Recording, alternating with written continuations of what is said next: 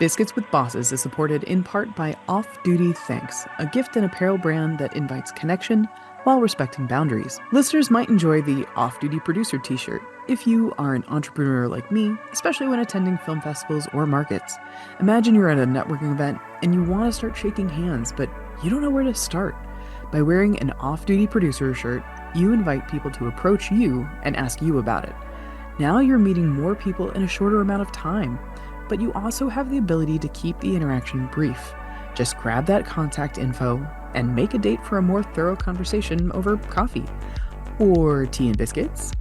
Right now, Off Duty currently offers apparel for actors, artists, cinematographers, composers, directors, designers, editors, musicians, producers, and writers. However, if you need a permission slip to say no, you can just choose the original Off Duty Thanks apparel. It's a wonderful gift for anyone looking to rest and rejuvenate. Just a heads up, everybody, these are adults having adult conversations, so there is the possibility of adult language. Hey there, party people. Welcome to Biscuits with Bosses by Owl Echo Entertainment. It's the podcast where we get to know leaders in the film and television industry over a spot of tea and biscuits. I am your host, Kay Ross, writer, filmmaker, founder of Owl Echo Entertainment. Now, I have been in the industry in some form for the past 20 years. So theater, television, film, and I gotta tell you, I am still learning. I'm still growing. 6 years ago, I did move away from my hometown in Washington, D.C. in search for something more than just my original trajectory to become a production manager in television. Now, I chose Los Angeles to pursue the more creative side. I knew I wanted to write and direct, but honestly, I never imagined I would have to become an entrepreneur to do that. I'd have to become a boss. Since moving here, I've been on so many coffee dates and honestly just met some truly incredible people. But the industry moves so fast. So now is the time to share what I'm learning as I learn it. And I want to get to know the leaders in the industry the only way I know how. Ted Lasso style. Now, every week we chat with a new guest who is an active influence in the media industry. We get to see the human side behind the role. We get to celebrate our victories together on our way to that big success. And we get to explore what we can do to elevate how we do business, inside and out. So this podcast is intended for professionals in the entertainment industry, but also fellow entrepreneurs. We want to learn from each other. So go ahead and grab your favorite drink, tea, coffee, water, we don't judge here, and join us. Now, we would love to actually hear from you. So if you have anything you're celebrating, feel free to let us know. If you have any questions for our guests, just leave it in the comments below. Happy Friday and welcome. We're back with another live Biscuits with Bosses. We'll get that fixed for you right here, Yamara. Matt, if you can help her with that. I'm sorry. Yamara said she couldn't get a hold of something. Oh, I don't have fancy titles on my name. Oh, there's a way to do that. We can help you with that. Okay. Let me start from the beginning. Sorry. Live with Biscuits with Bosses. We're here to get to know leaders in the film and television industry over a spot of tea. But stick around, of course, as we dive deep to unpack how can we elevate the future of filmmaking. Now, I would like to take just a quick moment to give a shout out to The Midnight, which is the band we just heard doing America Online. Phenomenal song. Really gets us into the LA vibes for today. And I would like to give just a quick special thanks to this episode's sponsors. Oh, look at that, guys. We have sponsors. I'm so excited. Okay, so Production Value, the indie producer's best automated communication from development all the way to distribution. Now, this Production Value software is specifically for my content creators, my video producers, even my indie filmmakers. And with today's special code, you can get 10% off. That's right. With BW Bosses, you can get 10% off this software that is specifically made to get you from from development to distribution. And of course, we have some other goodies as we continue through today's live, so be sure to stay tuned for some very special offers just for you. Now, If you do not know who I am, I'm your host, rocking Casual Friday, as you can tell, because I don't usually wear my leather jacket. My name is Kay Ross, writer, producer, and founder of Owl Echo Entertainment. And with me today, as always, video editor, social media maverick, and our modern day Ed McMahon, Mr. Matt York. Great Hello. to have you. Happy to be here. Now, of course, I would be remiss if I did not take a moment to introduce our very special guest. With me today is Yamara Taylor, a seasoned comedy writer and executive producer. She has over 2 decades of experience in film and television. Her credits include writing and producing for acclaimed series such as The Boondocks, which you will know and love from Adult Swim, Blackish, which needs no introduction, Dave from FX, Saved by the Bell on Peacock. She's developed pilots for ABC, Fox, Disney, and BET, and written features for Netflix, Columbia, Lionsgate, and Universal. Now, she also offers private sessions for writers and producers, which I cannot recommend enough. This woman is amazing at really getting to the heart of the story. And she would love to, any executive seeking high-level creative supervision, pitch shaping, idea development, whether you're breaking open a stuck story, clarifying a pitch, or just reconnecting with the heart of your idea, she provides showrunner-level guidance to help take your project to the next stage. And I'll make sure that in the chat here, you actually get her socials, both for Instagram and on TikTok. Of course, I've been talking enough for Prince Zuko to join us now. Hello, little one. Thank you so much for being here. Please join me in welcoming the lovely, the talented, the fellow boss-ass bitch, Yamara Taylor, guys. Hello, welcome. Thank you. What a wonderful introduction that you gave me, and that also was very lengthy. I think I need to. We're dropping our things. That's all it comes down to. Do a bio. It's hard, right? I had to give you a bio. You made that sound so much better than what I gave you. Bios are hard. I don't know. Are hard. Bio, right? Look, and there's a bio for every version. So you know how you have to tweak a pitch for different people? I think you have to tweak your bio for different versions. Yeah. I thought this morning, I was like, does Beyonce give a bio? No.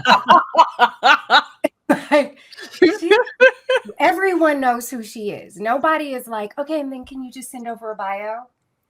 I don't even think she's asked for one. None of her people are asked for her bio. You know what I mean? Yeah. Yeah. Before I forget, tell me, what is it everyone's drinking right now?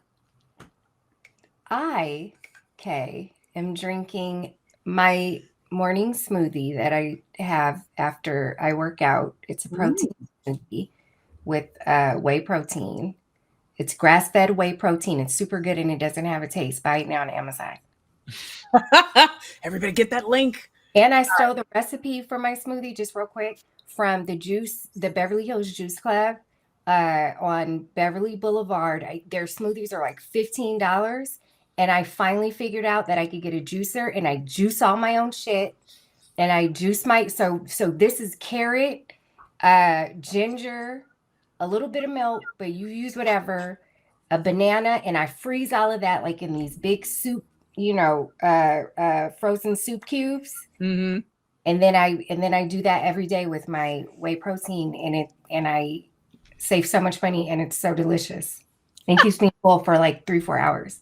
You have to have protein. Yeah. You gotta have protein. It's so true. And I love that you knew the 1-2 punch, because you said you made it after your workout routine.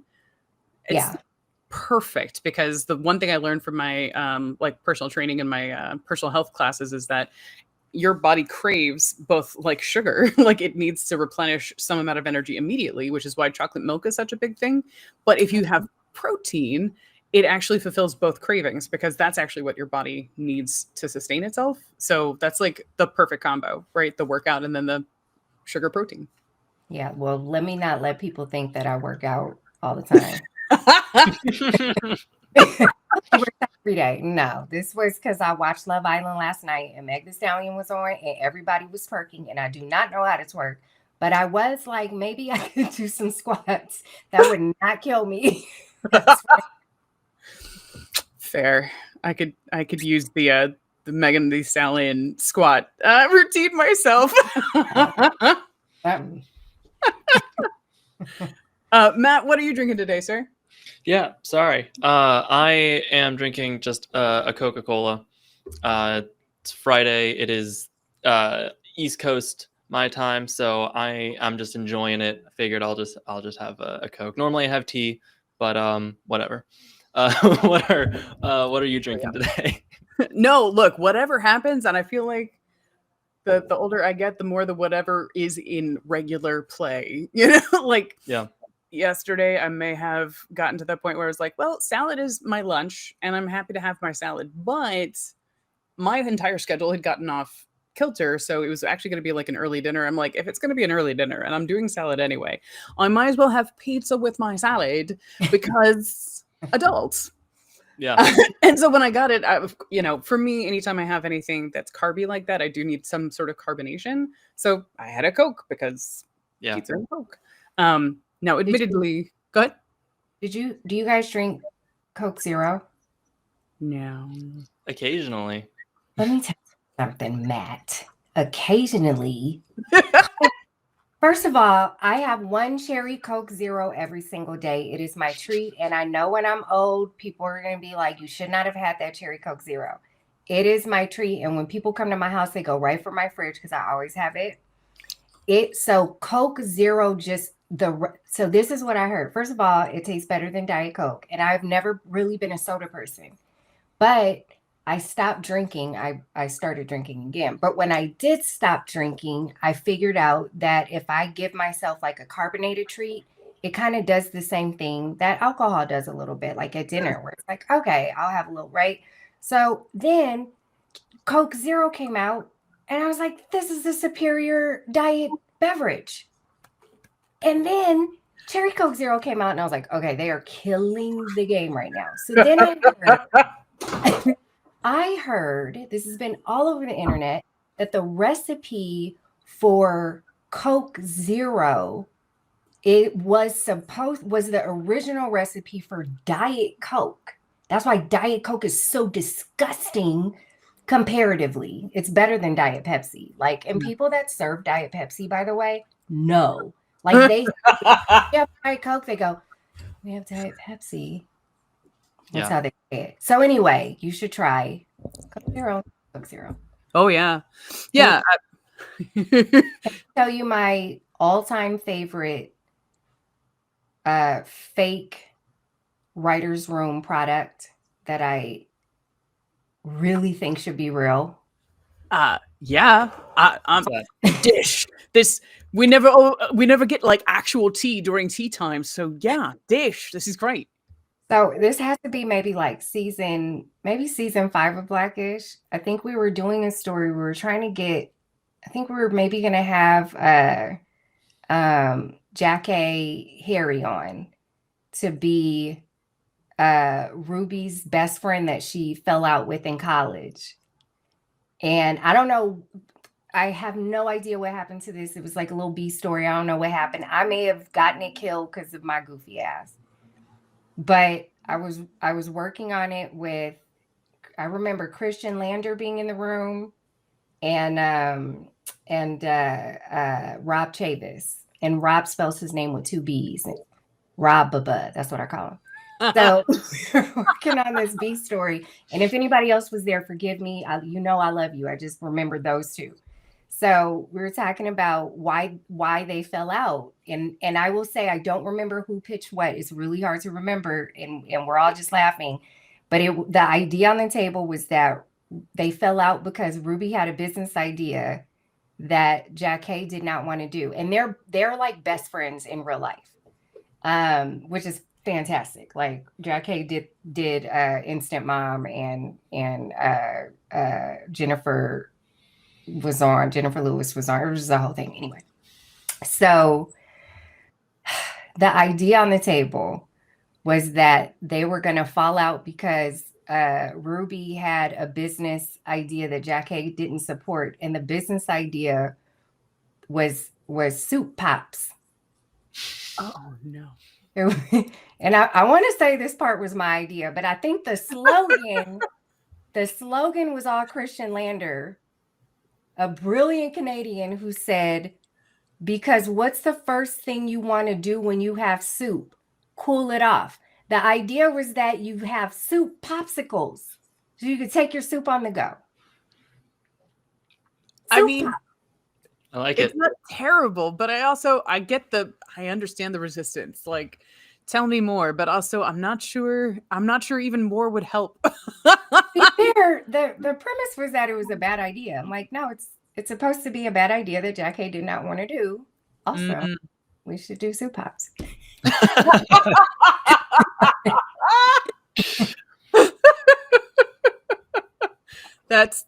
I love that. That's brilliant. My excitement could get something killed in a room in a heartbeat. Was Yamara geeked about it? What is it? I was really trying. It was a few of us. It was like me, Doug Hall. There was a bunch of us that were so fucking excited about having Jack. And I think the kids were like using somebody's credit card to buy all these like Harry and David gift baskets full of meat and cheeses. Yeah.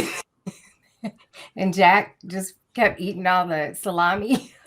Oh no. Until, and this was a Doug Hall picture. It was like he couldn't fit his slides anymore because his feet had swelled from the sodium. Oh no. It didn't go. It didn't happen. If it's goofy and I'm excited about it, it goes away.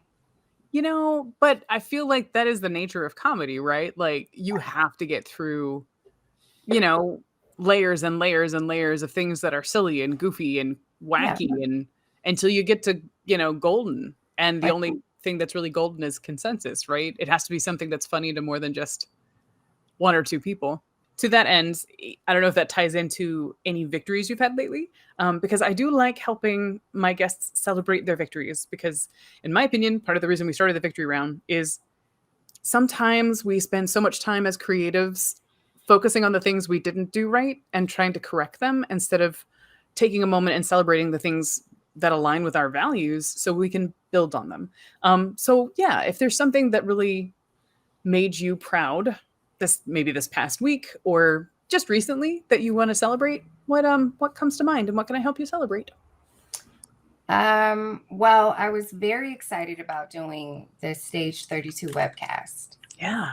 That was fun. I think anytime I get an opportunity to just talk about work and creative stuff and how I can help other people figure out their thing, it's the most fun. It just is like, I really like it. I love being in a writer's room. It's my favorite place to be. So that I also like, I don't know, like I've been, I'm figuring out social media. And so I've been like my niece, Jalen, shout out Jalen. She won't tell me where she is on social media because she has like all these like secret accounts. She will not. She's like, because we shamed her very early in the internet. Like we didn't know any better. She was on Twitter. We were like, what is this? The world sees you. And as a family, we handled it all wrong. And now she was like, y'all will never see me online. Never. But she's been helping me. My daughter Reagan has been helping me on TikTok. And I made like a couple of videos. And I'll say that's a victory. Yeah. And I closed a deal. What? No big deal. Just closing a deal. I Girl, know. that's like 3 victories in one. Cheers, I right? totally forgot. I closed the deal. Thank you. Wait, so are you allowed to talk about the deal at all? I think so. Yeah. Well, it's a pilot deal with Hulu that for a show I'm doing called London Boys in the Hood with my friend Samson Ko. He is a Nigerian British man. He's in Formula One. Go see it. Yes. Does fancy stuff. He's very funny. He did a bunch of sketch comedy. He has like a BAFTA. He's like so great. And so we're writing a show together just about his him coming to LA to be an actor and make all his dreams come true, which is what he did. And also he's best friends with like all these super like famous people already, like Michaela Cole and Damson Idris and Daniel Kaluuya. They're like, Wow. it just makes me laugh so much when I don't know. I just think it's funny when I ask someone like, oh, and then who do you know out here? And he's like, lists all these people. I'm like, oh my God, you're fine. All your best friends you're fine. But he came up with all these. So it's cool. Like, so we're gonna write that together. I'm really excited. Yay! That's awesome. Yeah, thank you. It's fine. It's fine. You know what though? I'm glad that you actually made like a social victory and like, you know what I mean? Like Me a too. personal victory and a professional victory, because I feel like it was in your heart to say first because maybe it was harder. It was harder. Yeah. I don't So know. I just want to celebrate the fact that you are doing hard things as well as doing things you are excited for, certainly, but like you need them, but you didn't need social media and you did it anyway. So yeah, cheers to that, man. Yeah, thank you. Thanks. Yeah, social media is hard, but Gen Z, man, they got it. I love Gen Z. My favorite generation. They're so smart. I love them. They're great. And Matt, I don't even know what generation you are, but thank you for being here, sir, because Cusper. What's your generation?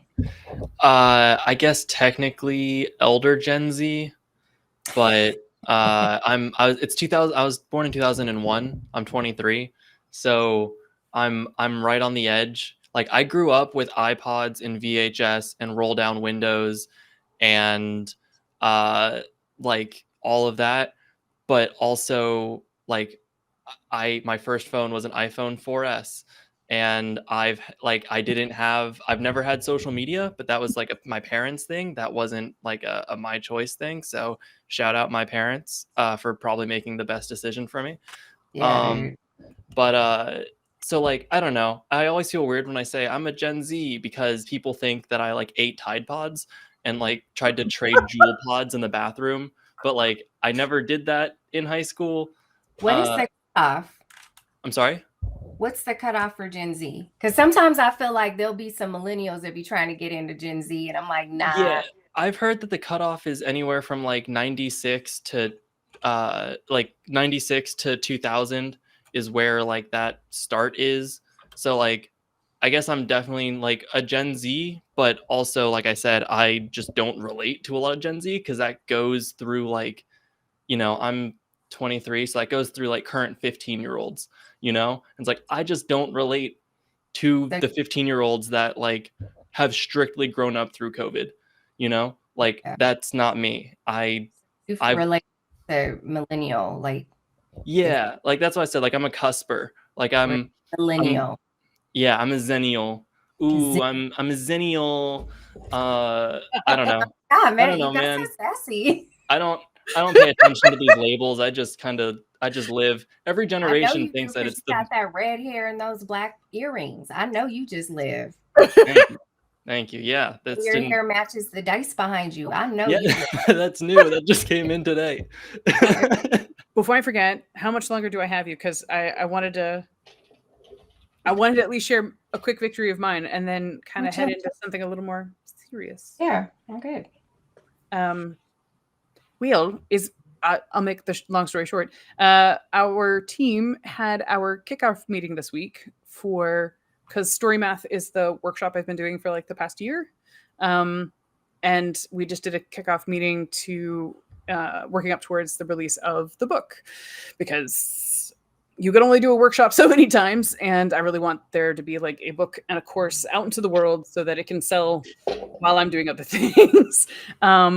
So yeah, the countdown begins, and I'm not saying I'm a commitment phobe. What I'm saying is it's easy for me to like go in, do a thing, and leave. By the way, that is my MO with gaming. Like I play Age of Empires, which is why I think there should be an alcohol anonymous for, or strategy games anonymous, because when you realize that winning includes hearing the screams of the people you're conquering, yeah, there's just a part of your brain going, oh, no. Oh. But I can go in and win in an hour. And if we put it on hard and I play with like a partner, I'm almost always the person who survives over the partner. Like they build the wall, they die because they're part of the wall. I go in with my army and siege and I end up winning the day. Anyway, the point here is I'm a game. I thought this whole time you were talking about like Tetris.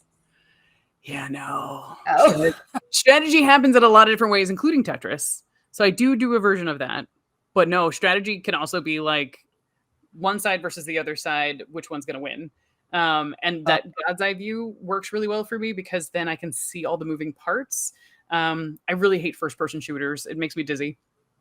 Anyway, sorry. So the purpose of this victory is to say, I'm committed, I'm focused, I'm finishing strong, and I'm really grateful for my team to be here with me as I'm launching this thing. I'm building this thing, and I've never been a builder before. I've always been an emergency worker, right? Like producers, that's kind of what we do, right? Something goes wrong and we're like, I'm going to fill in the gaps to make sure that we can actually stick the landing. All right. I do want to, because I want to honor the rest of your day. I don't want to keep you too long, but also I want to make sure that you have a chance to like answer our final questions. All right. Final bits. It's the final round. Yamara, I really want to hear from you because I know you've been in the industry for a really long time and you've like seen so many things. So I feel like you have a unique perspective on how we can make the industry better. So one, in your hope of hopes, how would you love for the industry to evolve? And what do you feel like you've been doing to help contribute to that?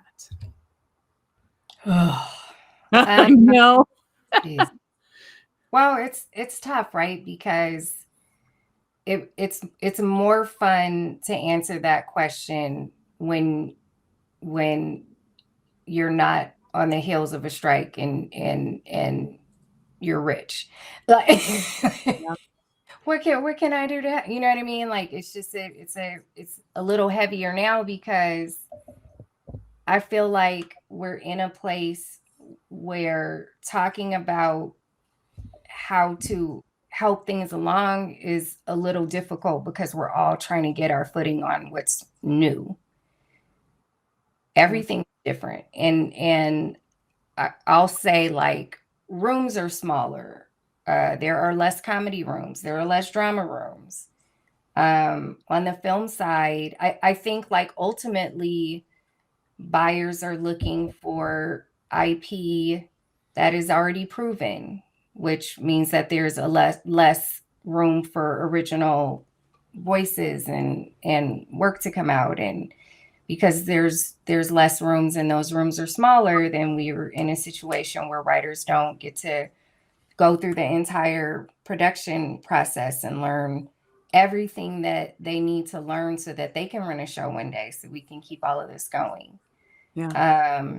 And so in terms of what I would change and what I hope that my career changes or at least contributes to is continuing that learning flow that like, I want to be in rooms and I want to run rooms where we all understand that it doesn't matter what level I'm at, I'm learning. Yeah. And everybody in that room is learning. We're all on a journey. And so whatever this show is going to teach us, like we're on the journey together, we're figuring it out. And that has to be okay. And I really hope that right now it feels like we've been in survival since after the strikes. Yeah. You know what I mean? Like everybody's just like, I don't know. Are you working? Like nobody's working. Like it felt like for a minute, no one wanted to say they weren't working. And then at 2 years, everybody was like, okay, I'm not working. No, I haven't been working. All right. Like we all, everybody admitted. That's how I saw it. is that like, and that's not to say that anyone was like hiding anything, but we also have had a lot of other stuff to worry about, just like as a country and as a city. You know, LA keeps burning down. And so I I think that whatever is the new normal, which is being shaped right now, I personally think it's going to be like a more, I feel like it's going to be like a hybrid of where everything is a little more equal, right? Like I always say, there was a time where movie stars didn't do television. You know what I mean? And then they did do television. And then you saw movie stars in movies on streaming. And that kind of leveled the playing field. And then you started seeing TV stars doing movies, and that leveled the playing field. And so you could do both. And I feel like what's happening now is that, but with the internet, and just kind of like we're just seeing like it matters. What happens online matters. That's another place. It's another marketplace. It's another place. Everything runs on advertising. Yeah. And television is always run on advertising. Radio and TV is always run on advertising. Yep. The only reason we do this was to sell soap operas. They sold soap to housewives. Go to film school. You know what I mean? Like that's what it was. And so we've got to a place artistically where we were kind of like, I have a voice and I have a vision, and I just want to be able to say it without selling Ford trucks. And I was like, go ahead. And then we went to streaming, and it was like, no bitch, you better sell some Ford, because this was for a year. And so now on streaming, there's advertising. Like I'm watching Love Island, and there's an Uber Eats commercial, and some dude is selling Uber Eats to Ariana, the host of Love Island, and everybody's jewelry is for sale, and I'm up there like getting the QR code, like I want to get her jewelry or whatever. So it's like I feel like everything is kind of just like converging into one giant thing. Yeah. And there's an element of that where people that have been doing this for a long time, it's really scary, because we used to know exactly, it's the same as streaming blowing up, and all of a sudden you know what network and cable is, you know what those deals look like, you know what you're going to get paid, you know what your script fees are, you know what your residuals are. And then here comes streaming, and at first we're like, we could do what we want, and then it was like, oh, okay. Do we want to do it? Yeah. Right. And so there's an element of it where all of that is terrifying. Like, I don't want to be, I want to be a brand, but I never thought of, but it's all scary to me, because that's not what I came in to do. Yeah. And so I think everything is changing, and we have to change with it. And I think that like we're storytellers. So the storytellers in the business know what this is. We're just used to writing about it with our characters. But right now we're the character, and it's like, okay, everything is different. So like I'm breaking into act 3 as far as my personal story is concerned after the strike, because it's been really, really difficult. And I work all the time. I am constantly busy. Yeah. And I'm blessed for that. But I also work. I pitch. I'll work. I figure it out. You know what I mean? And hopefully at some point that pays off. And I know that pays off I know that wherever we land, it's going to look different.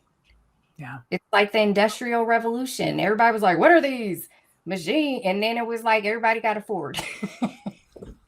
You like it now that you could drive to the beach. Yep. Now you're into it. So Yeah. I just think that like so what I hope that I bring that all of this has really helped me learn about myself, and what I have to offer, honestly, is wisdom. It really is, because my whole life story is about adapting and kind of coming through hard shit, unfortunately, right? But I'm very resilient, and so I'm scrappy. And I was just talking to someone the other day, like, this industry was built by scrappy people. Yeah. Right? Like, everybody that's succeeding in the business is they're succeeding because they're scrappy. They may have had help. We all need help. Yeah. But they had to have a thick skin. They had to adapt. They had to say here, no, and do it anyway. They had to come up with a more creative idea. They had to hound an agent, hound a manager, hound a producer. They had to start filming their own thing because nobody else would give them money. They had to write their own script because nobody would listen to their pitch. And so we're just in a place where whatever that looks like, what we're used to it looking like, now it's different. Now it might be, I gotta be personal brand. And thank God I have all this experience to offer people. But I have to do something different because things are different. So if something changes, we know this from writing, something changes. If you change, something changes. If something changes, you gotta change. Yep. It's not, but it's hard to accept. And what I want to offer people is that you don't have to accept it because it's already happening. Yep. You don't have to like it. You don't have to accept it. But you're here because you're good at it. You're resilient. You're here because there's something, like you can pivot. Because you wouldn't be here if you couldn't pivot. Yep. You know, that's a part of creativity. And so I hope to be in positions where I can just give what I've learned and just help feed the, I just want, no matter what is happening, I want people to win, no matter how afraid we are, no matter how, so many people right now, so many writers, so many actors, people are losing their homes right now. Like, it is fucked up. Yeah. Since strike, it is beyond, and it's tough. And so everybody, it's like you have that, and then we have these like reps that it almost is like, this is not the time. This is the time you have to be scrappy. So we all, you have reps, they're at a loss because they're like, because if buyers aren't buying, then who are they selling you to? Yeah. And then it becomes, okay, now what do we do? You can, and this is not the, normally I'd be like, just keep writing. For who? Well, tappy, sure, but right, it's not as fun, because for who? Yeah. And then I say, we have an opportunity right now because of the internet. And I know I sound older, I just keep calling it the internet, but that's what it is. Yeah. But because of the internet, like what I saw at DreamCon were kids that were Matt's age, that had access to equipment. When I tell you, coming through film school, I didn't have that. Like, when I was coming up, Spike Lee and John Singleton were the people that I knew of that took a camera and made something and it blew up. Mm-hmm. But now these kids, they have access to affordable equipment, even if it's just your phone, and lighting, and the World Wide Web that tells them how to do stuff for free. So free film school if you want it. And there's no reason not to, because if you don't have a job, that's all the fuck you got to do. Yep. If you don't have a job, make something and put it out into the world, because it has never been easier. And then it becomes, well, nobody sees it in every, right? Because I think right now we're in a place where buyers want, because there are metrics and data that they can see. Now it's like we only want to fuck with people that have these followers and likes and da. And that's disheartening because it doesn't mean you're not talented. It just means you're not good at social media. Hello. Yeah. Right. But it doesn't mean that you're not talented. And so, but what I figured out is people like Matt, who are young and spunky and sassy, they also understand how to move the algorithm. They know how to get attention. It's attention economics.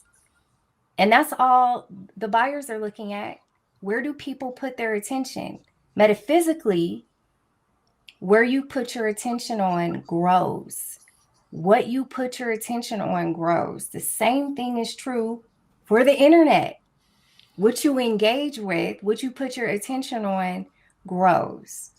So this is the only time that we have had as creative people, and I don't want to say creators because I'm not limiting it to online content creators. Sure. Right. But as a creative society in our industry, this is the first time that we've had direct access to our audience. Yeah. First time. Right. Where we could say, hey, I made this. Do you like it? And they could say, yes, I do. No, I don't. And then there is a number that tells us what they think roughly. They could hate like it, but still.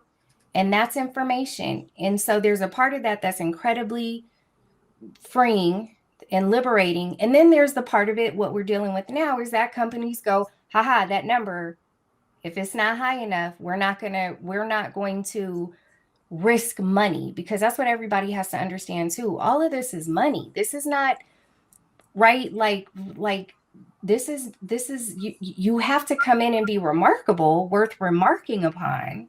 Yeah. Right. Absolutely. Yep. But it's also what's going to make them money.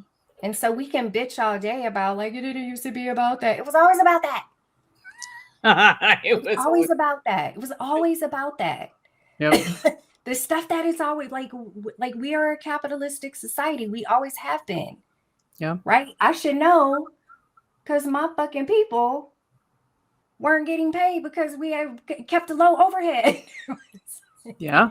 Right. We don't and like how it's shifted. labor. Yeah. Like, so these are not new ideas. We just don't like it. And because we don't like it, we oftentimes just get stuck and we get sad. And I have been there the past couple of years, just stuck and sad because things don't look the way I'm used to them looking. And so we all just kind of have to know that if something is different, you got to meet it. And get in where you fit in, because the truth is that no one knows. You can call your reps all day and be like, give me a job. And they'll be like, where, how? Right. And let me be very clear that I don't like that answer. But, there's an aspect of it that's like, okay, let me figure it out. Yeah. Ideally, they're helping you figure it out because they're in this too. You know what I mean? Like, so we're all in it. It just, if you go on Deadline, if you go on Variety, go on Hollywood Reporter, it doesn't necessarily look like everybody is dealing with the same thing. Yeah. But every TV writer is dealing with the same thing. Every filmmaker is dealing with the same thing. Oh, yeah. You know what I mean? And so in terms of like, I don't even remember your original question. No, you've nailed it. This is all about, and that's one of the reasons I want to have the conversation about like, what can we do to elevate the future of filmmaking, television making, content creation. And I think you're right. It starts with recognizing, where are we right now? We can't elevate if we don't know where we are. No, and then you are. Yeah. And then wherever you are, get scrappy about it. Right. Like I think this comes back to, I think people who are entering the industry or don't understand the pivot of the industry have that same complaint, which is like, what's the most direct route to success? And I'm like, if you really want a direct route to success in the industry, become an industry accountant. You can still have a direct route. it's just going to be there's no direct route to success in any industry, right? Because accounting. The truth is that everybody's journey is different. Everyone's path is different. I can make the exact same choices that you make, but because I'm a different person, it will come out differently. Yeah. I have a different worldview. The way I see the world is just I can't see with your glasses. Yeah. And so I have to pivot. Like I feel bad for people coming in right now because before at least there was kind of like a I guess a pipeline where it was like, okay, be a writer's assistant and then da da da da da and then da da da da da. Yep. The process And was now, yeah, it was kind of like a film school, ba ba ba ba ba ba ba ba ba, and then you work your way up. Yeah. But even in my time, it was supposed to be you jump on a show and then you start as a staff writer and then every year you get a bump. I was a staff writer like 4 or 5 times. Yeah. That's not normal. So my path is already different. Yeah. I was paper teamed. That's not normal. My path is already different. Yeah. So if you look for your path to look, you have to just accept where things are, where you are, and then you can kind of see like, okay, for me and what I am trying to do, this sounds good. Like there was a point where I just now started reading the trades. I didn't read the trades the majority. I didn't know who people were because it got me in my head too much. Yeah. You know what I mean? Yeah. And I always say, like, I can't count other people's money. Yeah. I can't track other people's shit. Like I have to run my race. And sometimes, and right now, my race sucks. It's just like, oh, I'm tired. Nobody's meeting me with water. I don't have no Gatorade. I got stitches in my side. I am out of shape. I thought this was going to be a small race and now it's a marathon. Like, what? Yes. Right? All the yeses.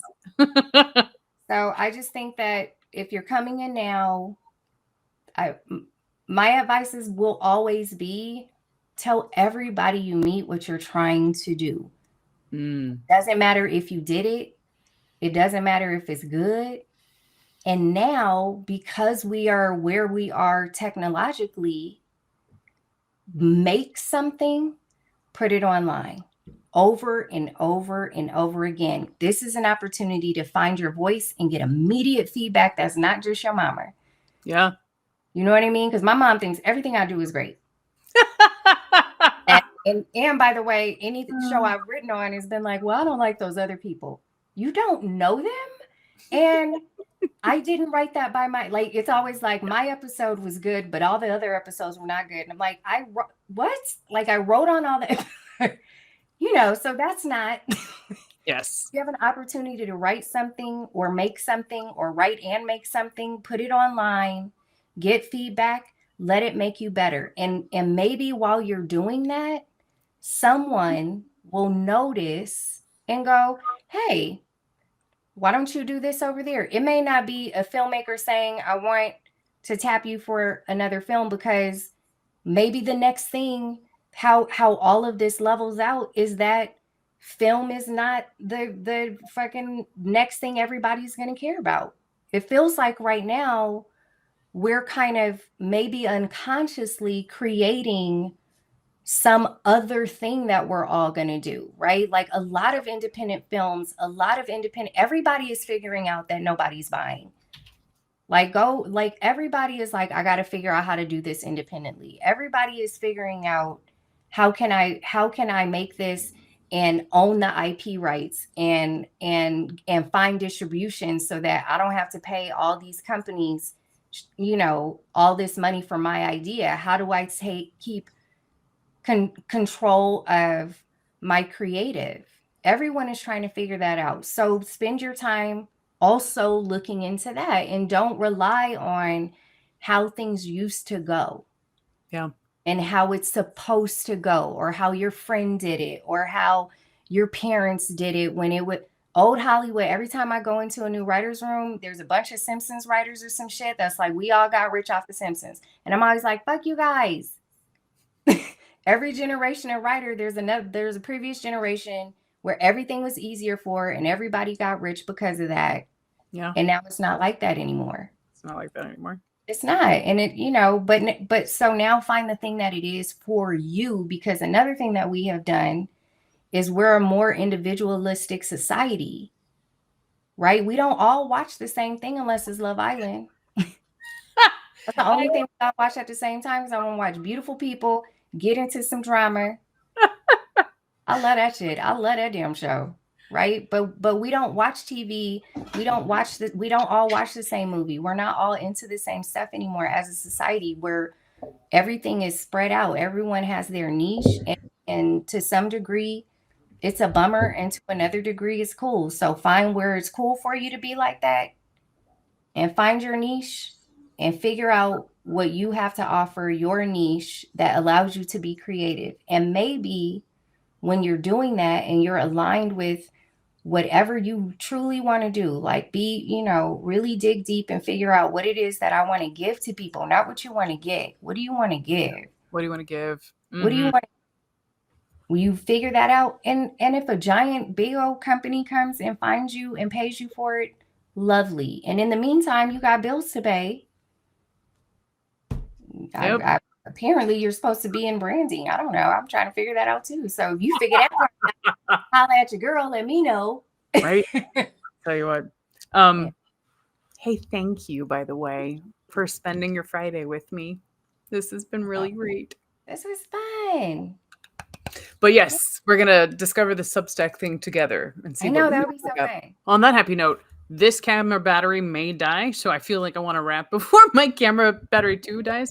But just as a friendly reminder to anybody who is listening, whether live or recorded, if you want to be able to work with Yamara, because she does offer consulting, you can reach her at yamarataylor.com. And please, please, please, because she rocks at this. We've already broken down something live here as part of the podcast. Make sure you check in with her and amp up your funny and find the heart of your story, because those two things are very important when you're trying to move forward with story. And Yamara, hopefully I'll see you on Substack. Please. Okay, let me know. We got to talk offline so I could do it. Yes. Okay. Done. I love it. Thanks for having me. Yeah, man. And Matt, thanks for hanging in there. I know this was an extra long one, but you knew it was going to be good. Thank you for letting me talk, Matt. I'm Yeah, chatty. of course. That's why I'm trying to get a podcast going, man, because I'm chatty. Yes. Look, Perfect platform to do that. Really is. All right, guys, enjoy the rest of your Friday, and I'll talk to you next week. Okay, bye. Thanks for tuning in to this week's episode. Wherever you're listening from, make sure you like, subscribe, and leave us a review. It really does help. This episode is brought to you by Off Duty Thanks, a gift and apparel brand that invites connection while respecting boundaries. Wear your hat, hoodie, or t-shirt about town, or to those oh-so-important networking events. Check out the different off-duty versions at offdutythanks.shop. And be sure to grab something for your favorite friend in the film, television, or media industry. Today's episode was also made possible by Owl Echo Entertainment. You can learn more about them and their production work at owlecho.com. Head over to owlecho.com to see what we've got coming up. New podcast episodes, events, writing workshops, and consulting services. Today's episode was hosted by yours truly, Kay Ross, co-hosted by the incomparable Matt York, produced by the amazing Lane Ewing, edited by Matt York. Yeah, he really does do everything. Opening music by The Midnight with their track America Online. And of course, follow us on Instagram and TikTok to stay in the loop. We've got plenty more coming your way. Thanks for listening and have a great weekend. Bye now.